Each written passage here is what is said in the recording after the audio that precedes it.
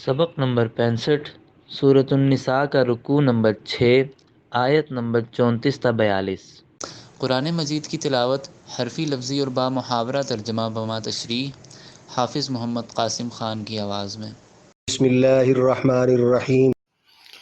الرجال قوامون على النساء بما فضل الله بعضهم على بعض وبما أنفقوا من أموالهم فالصالحات قانتات حافظات للغيب بما حفظ الله واللاتي تخافون نشوزهن فعظوهن واهجروهن في المضاجع واضربوهن فإن أطعنكم فلا تبغوا عليهن سبيلا إن الله كان عليا كبيرا۔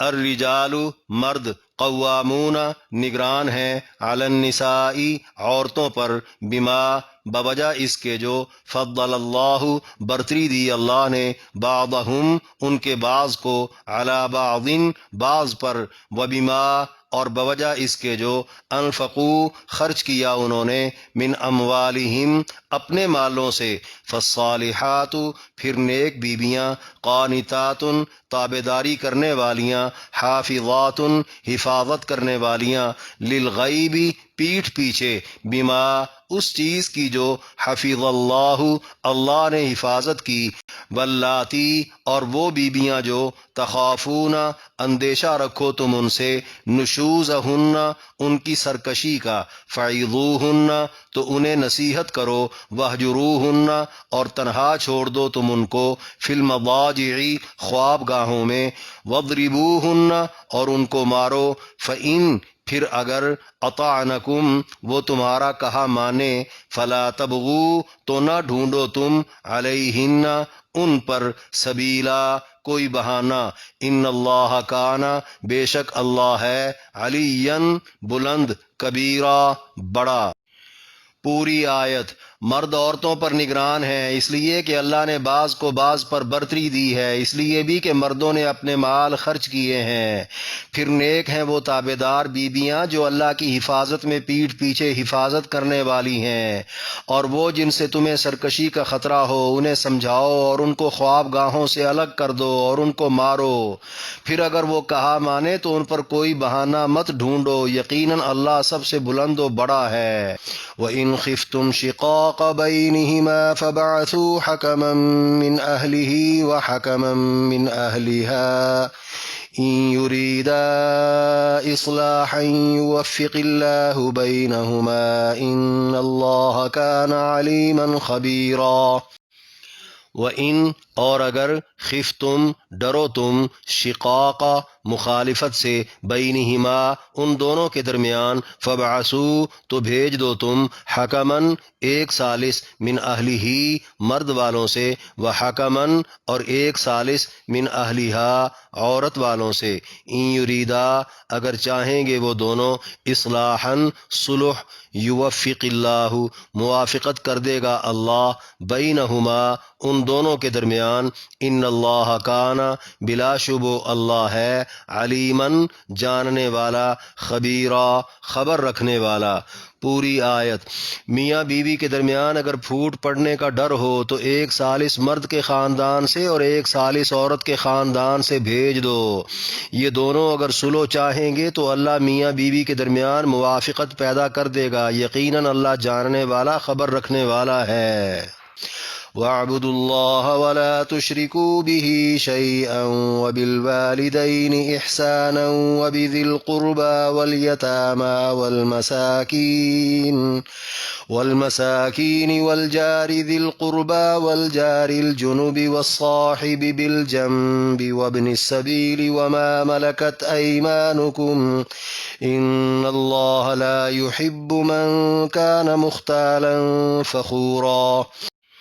وَاعْبُدُوا اللَّهَ اور بندگی کرو تم اللہ کی، وَلَا تُشْرِكُوا اور نہ شریک ٹھہراؤ تم بِہِ اس کے ساتھ شَيْئًا کچھ بھی، وَبِالْوَالِدَيْنِ اور والدین کے ساتھ احساناً نیکی ہے، وَبِذِي الْقُرْبَى اور قرابت والوں کے ساتھ بھی، وَالْيَتَامَى اور یتیموں کے، وَالْمَسَاكِينِ اور محتاجوں کے، وَالْجَارِ اور پڑوسی کے، ذِي الْقُرْبَى قریب والے، والجاری اور پڑوسی کے، الجنوبی اجنبی، والصاحبی اور ساتھی کے، بالجنبی ساتھ والے، وابن السبیلی اور مسافر کے، وما اور وہ جن کے ملکت مالک ہوئے، ایمانکم تمہارے دائیں ہاتھ، ان اللہ بے شک اللہ، لا یحب نہیں محبت کرتے، من کان جو کوئی ہو، مختالاً غرور کرنے والا، فخورا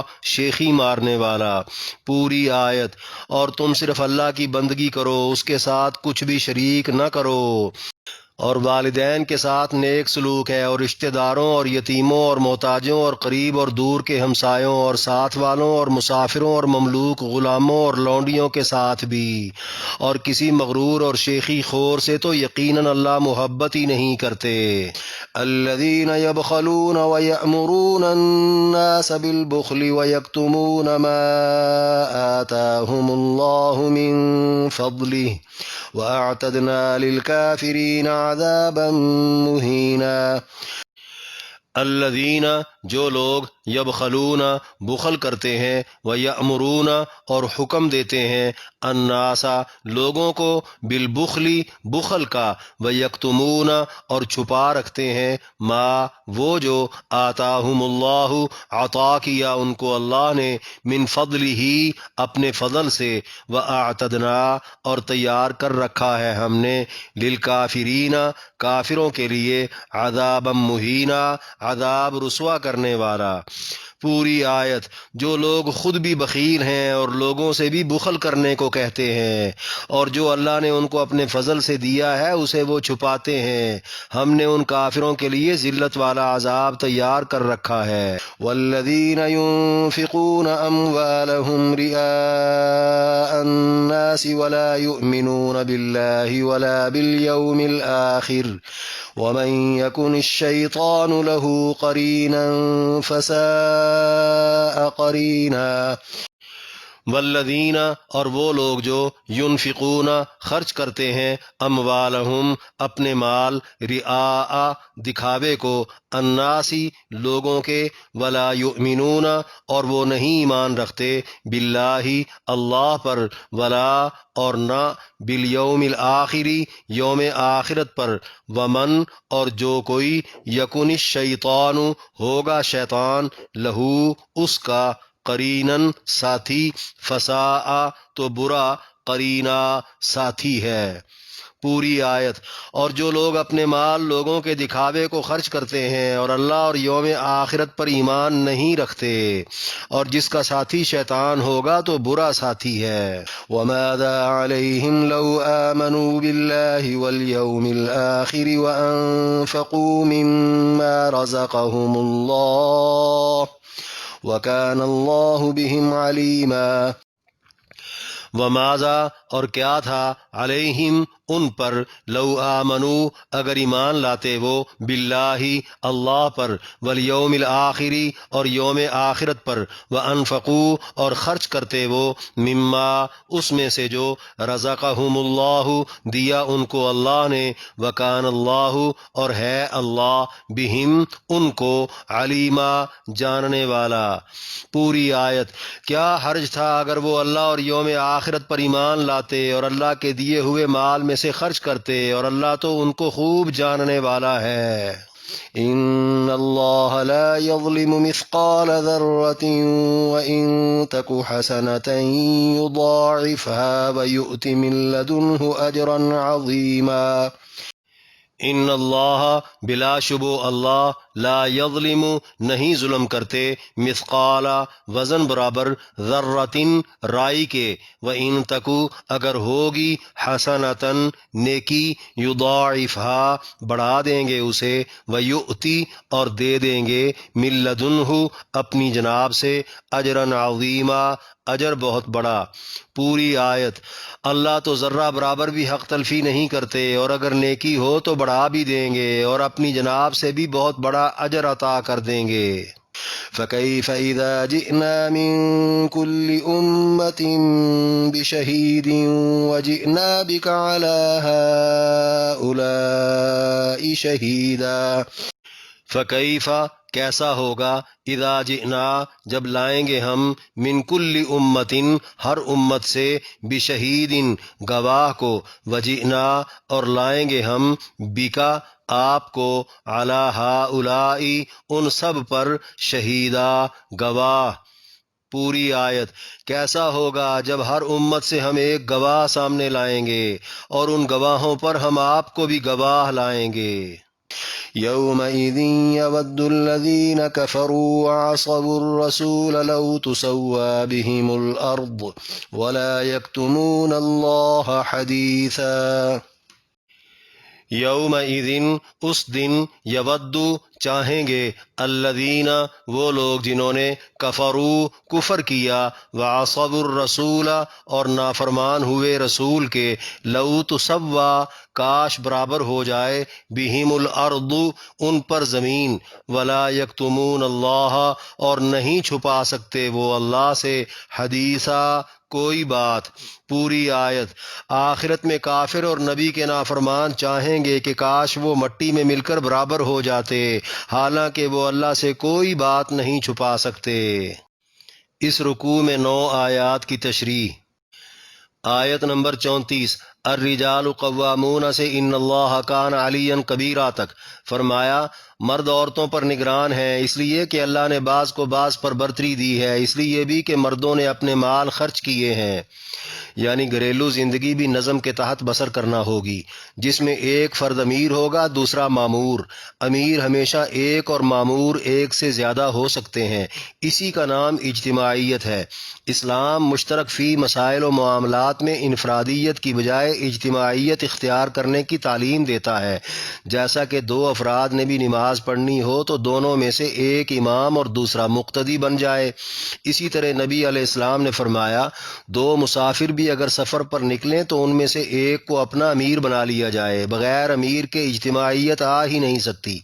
اس دیواجی زندگی کو بھی اجتماعی بنانے کی ضرورت تھی، اس لیے مرد کو امیر، حاکم، نگران بنایا گیا۔ قرآن نے اس کی 2 وجوہات بتائی ہیں، تخلیقی فطری اوصاف میں برتر ہونا اور مال کا مالک ہونا۔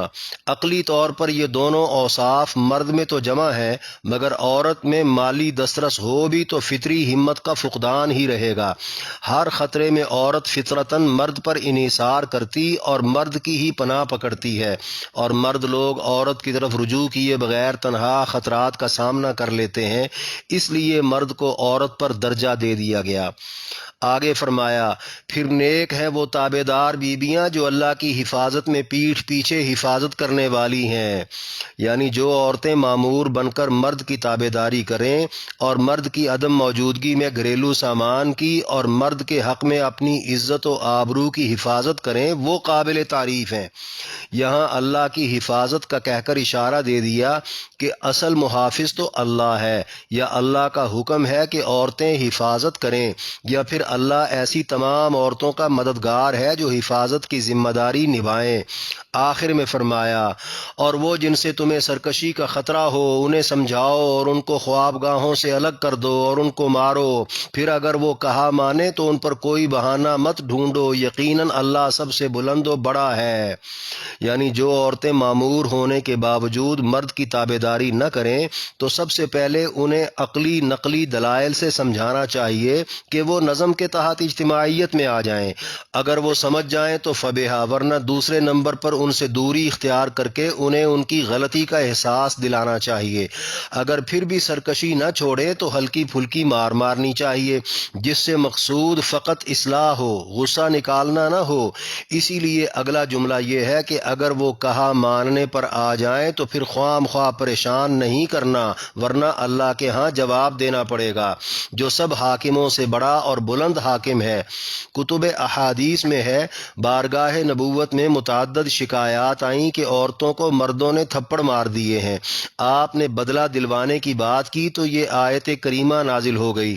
بحوالہ بخاری بروایت ابو ہریرہ رضی اللہ عنہ، نبی علیہ السلام نے فرمایا، اچھی بیوی وہ ہے اگر تو اسے دیکھے تو تجھے خوش کر دے، اگر تو حکم کرے تو وہ تیرا کہا مانے، اگر تو کہیں جائے تو وہ تیرے پیچھے تیرے حق کی حفاظت کرے۔ پھر آپ نے یہ آیت کریمہ تلاوت فرمائی۔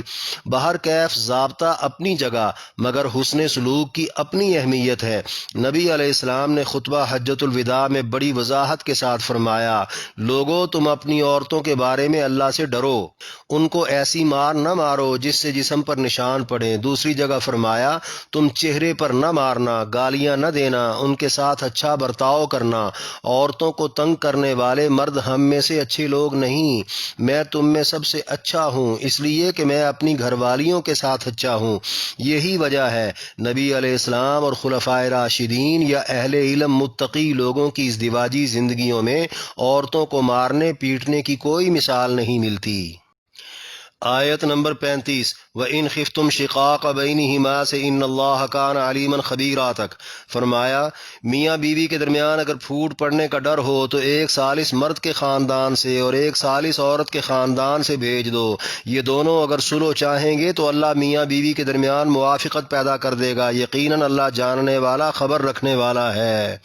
یعنی خانگی تنازع اگر بگڑ جائے، سمجھانے بجھانے یا مار پیٹ سے بھی حل نہ ہو تو پھر دونوں کے خاندان کردار ادا کریں گے تاکہ معاملہ عدالت تک نہ جائے۔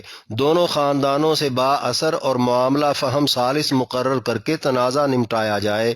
یہ تقرری خاندانوں کے بڑے بزرگ یا مسلمانوں کی کوئی جماعت بھی کر سکتی ہے۔ ثالث کی جگہ قرآن نے حکم کا لفظ استعمال کیا ہے۔ حکم سے مراد فیصلہ کرنے والے جو با اختیار بھی ہوں۔ ممکن اگر ہو تو صلح کروا دیں، ورنہ جدائی کروا دیں۔ جمہور فقہا کے نزدیک جدائی تب کروا سکتے ہیں جب میاں بیوی نے طلاق کا اختیار سونپ دیا ہو، ورنہ صرف صلح میں ہی با اختیار ہوں گے، طلاق میں نہیں، کیونکہ آیت کے اگلے جملے میں ارشاد ہے، دونوں ثالث اگر صلح چاہیں گے تو اللہ جوڑ پیدا کر دے گا۔ علیحدگی والی بات قرآن نے نہیں کی۔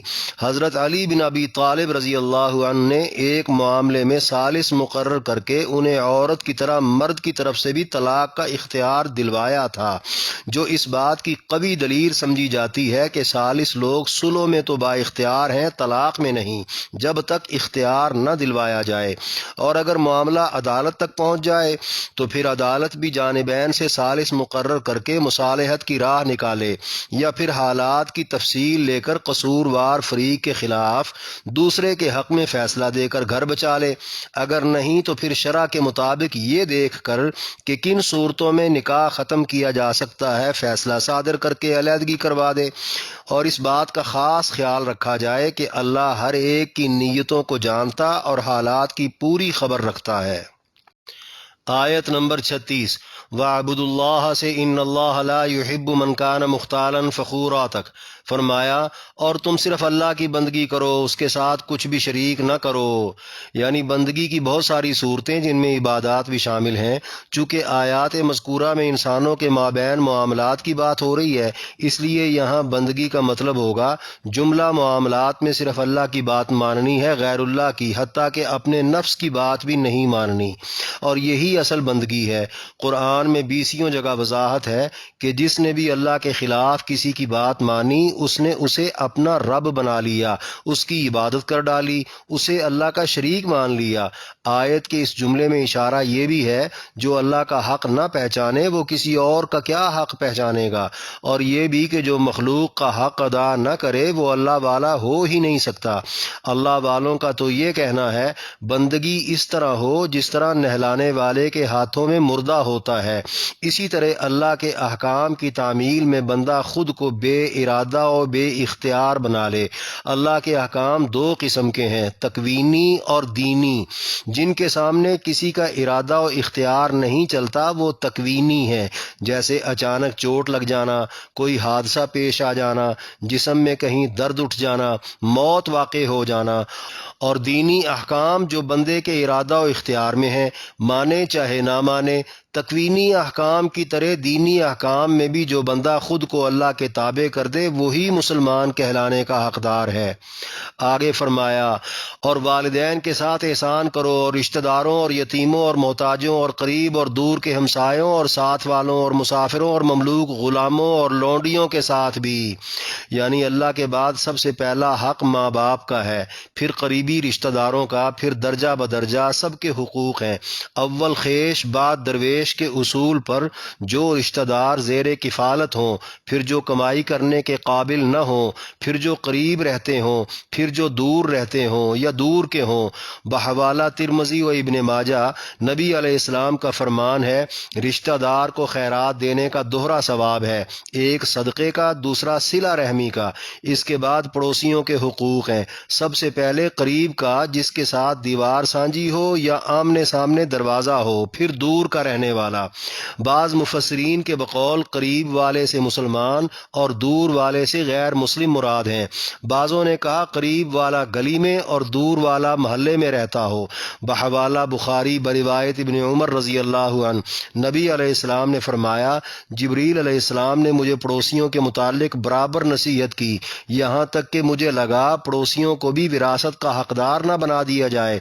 اس کے بعد ان پڑوسیوں کا ذکر ہے جن کے ساتھ چند لمحے گزارنا پڑیں، جیسے کسی مجلس میں، جلسے میں، یا کہیں قطار یا سفر میں، یا کسی دکان یا دفتر پر منٹ 2 منٹ کی رفاقت ہو۔ بعض مفسرین کے نزدیک بیوی مراد ہے جو مرد کے پہلو میں ہوتی ہے، اکثر نے مسافر اور مہمان مراد لیے ہیں۔ اس کے بعد مملوکہ افراد کا ذکر ہے، جیسے غلام اور لونڈیاں۔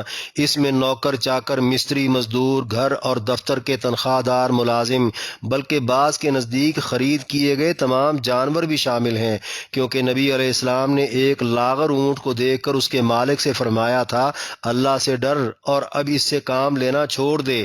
لہٰذا سب کا خاطر خواہ خیال رکھنا، اچھا سلوک کرنا، سب پر مال خرچ کرنا، کسی کو تنگ نہ کرنا اللہ کی بندگی ہے اور اللہ پر ایمان کی علامت ہے۔ آخر میں فرمایا، اور کسی مغرور اور شیخی خور سے تو یقیناً اللہ محبت ہی نہیں کرتے۔ یعنی انسانی حقوق کو وہی سلب کرے گا اور سلوک کو وہی پامال کرے گا جو دل کا مغرور ہوگا، جو کسی کو کچھ نہ جانتا ہوگا، اور شیخی خور ایسا ہوگا کہ اپنے اوپر اللہ کا فضل اور اس کی عطا یقین کرنے کی بجائے اپنا کمال سمجھتا ہوگا۔ ایسے شخص کو اللہ کبھی اپنا دوست نہیں بنا سکتا۔ آیت نمبر 37، الذین یبخلون سے واعتدنا للکافرین عذابا مہینا تک۔ فرمایا، جو لوگ خود بھی بخیل ہیں اور لوگوں سے بھی بخل کرنے کو کہتے ہیں، اور جو اللہ نے ان کو اپنے فضل سے دیا ہے اسے وہ چھپاتے ہیں، ہم نے ان کافروں کے لیے ذلت والا عذاب تیار کر رکھا ہے۔ یعنی انسانوں کے مالی حقوق کی ادائیگی میں بخیل جو اپنی امیری کو لوگوں سے اس لیے چھپاتے ہیں کہ کہیں کسی کو دینا نہ پڑ جائے۔ عبداللہ بن عباس رضی اللہ عنہ کی تفسیر کے مطابق وہ یہودی تھے جن کے بارے میں یہ آیت کریمہ نازل ہوئی۔